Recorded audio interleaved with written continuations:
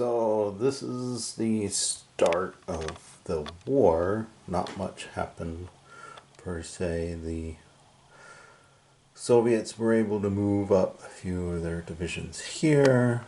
The Allies moved a blocking armored unit up here, and then brought in their reinforcements into the ports. Soviets brought up guys up here, and the Western Allies brought up guys here. Soviets were able to move a few guys before tension levels rose up and started the war. So the setup and start is pretty close. So we'll see how much they can.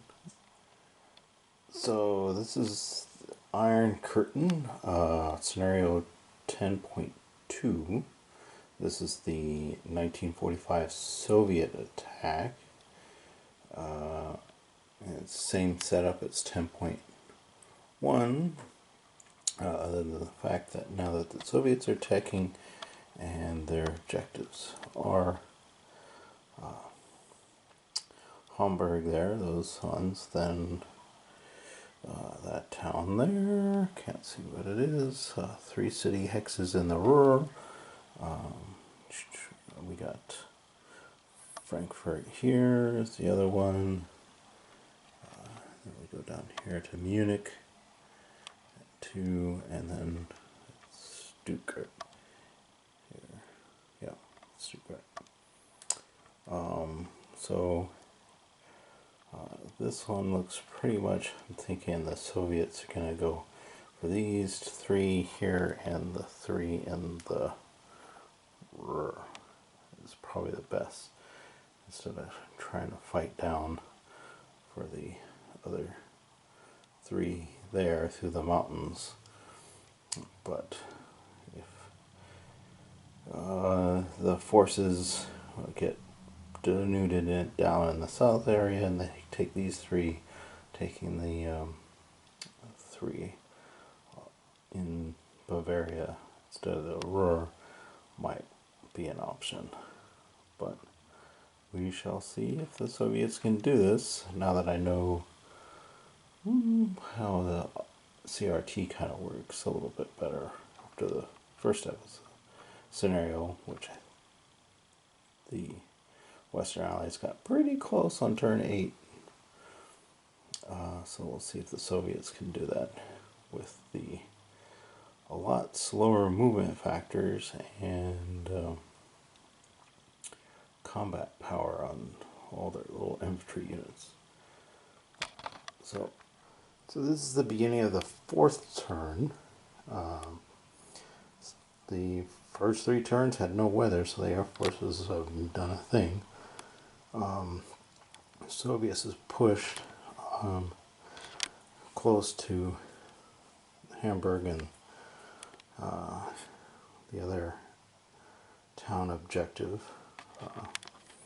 Some back and forth. The Soviets only lost basically completely 2 steps and some steps off 2. The Allies have lost completely 6 steps off the map, and a few on. Pulling out, kind of covering here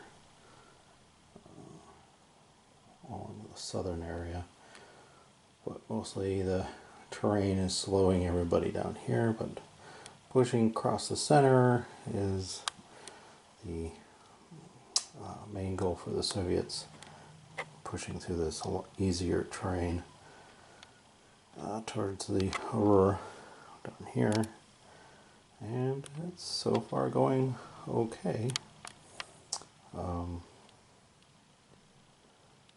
But knowing that 1-to-1s are somewhat decent odds compared to other games, that makes this game a little more bloody and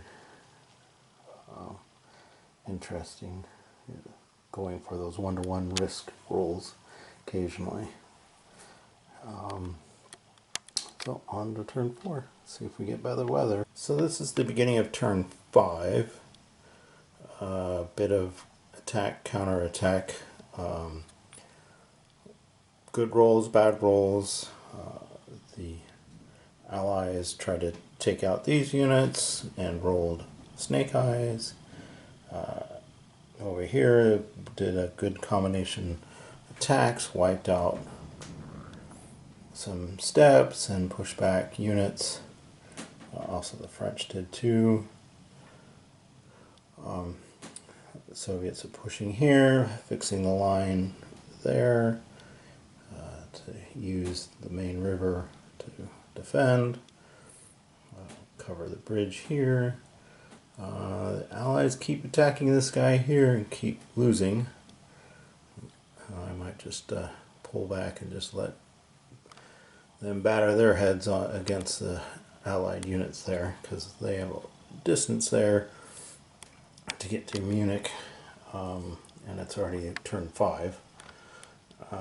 So trying to get these guys to break the line, but trying to keep exploited units behind so they can come up and counterattack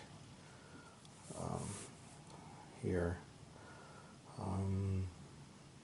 So it will be interesting to see if the weather improves, where the Air Force can actually do some things. And on to turn 5. So this is turn 8, the start of it.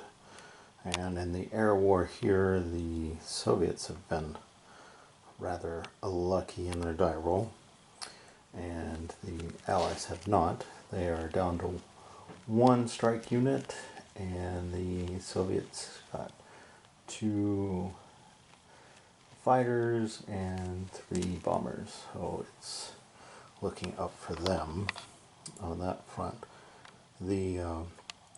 Whereas on the ground, things are not looking for the Soviets, because they lost a gap there.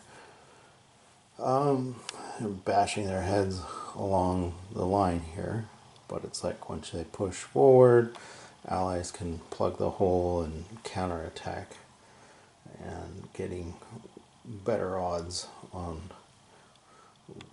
in their attacks and being more mobile than the Soviets is really creating a grind on the Soviet player, whereas the Allies, now that I know a bit more, could have probably done much better in that scenario than this. And they're doing well in the defense, because basically it's all up to the attacker in both the scenarios. The defender can just sit back and just wait and do counterattack groups. They don't have to attack constantly and lose units, and Allied units are all two-steppers, whereas the Soviet players, only the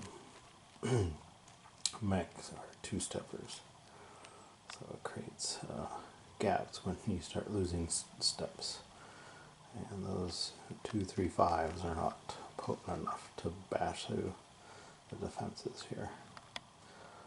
And onward. So this is turn 10.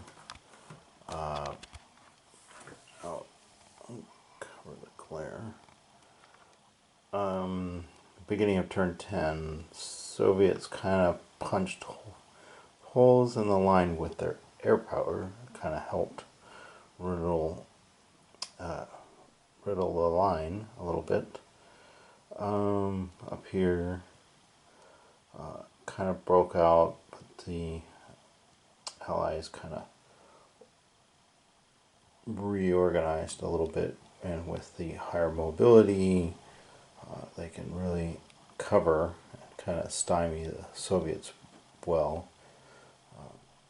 And not much happening down in the south, which wasn't the main thrust on this game for the Soviets. So interesting option here. Seems a little harder for the Soviet player to get their goals compared to the Western allies, but they kind of slowed. But being first time playing and how it all works,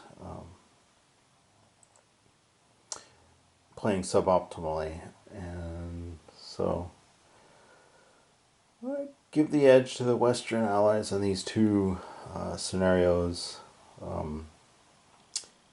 due with higher combat power and for units and the mobility compared to the Soviets.